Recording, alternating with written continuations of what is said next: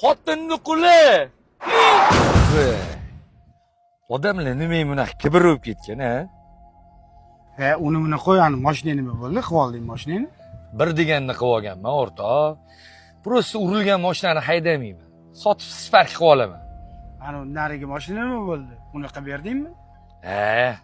Uni pulini berib yuborganman. Ha, unaqa bo'lsa yaxshi.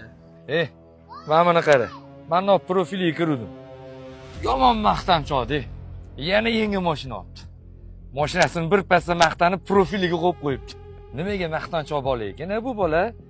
Kecha yurardi, yer tushimladi. O'zicha boyib qoldi-da, ya. Manno bu darajaga kelguncha qancha mehnat qildi, o'rtoq. Endi mana rohatini ko'ryapti-da. O'rtoq, nima bo'lganda ham boyligini ko'z-ko'z qilish kerak emas-da. Hadibchi mashinasini-chi, anu reklama qilguncha-chi maqtanib.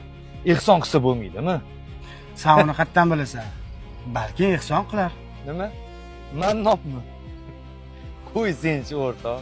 O'sha ehson qilarmidi? Mana toy adasini operatsiyasiga ham Mannob yordam bergan deb eshitdim.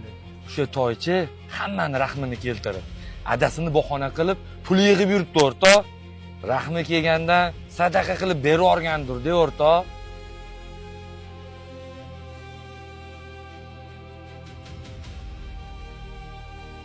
O'rmayli? Yaxshimisan? Mannob qalaysan? Yaxshi, rahmat. Obba Mannobboy, mashinalar muborak bo'lsin. Yarashdi, lekin yarashdi. Rahmat, sizlarga ham nasib qilsin.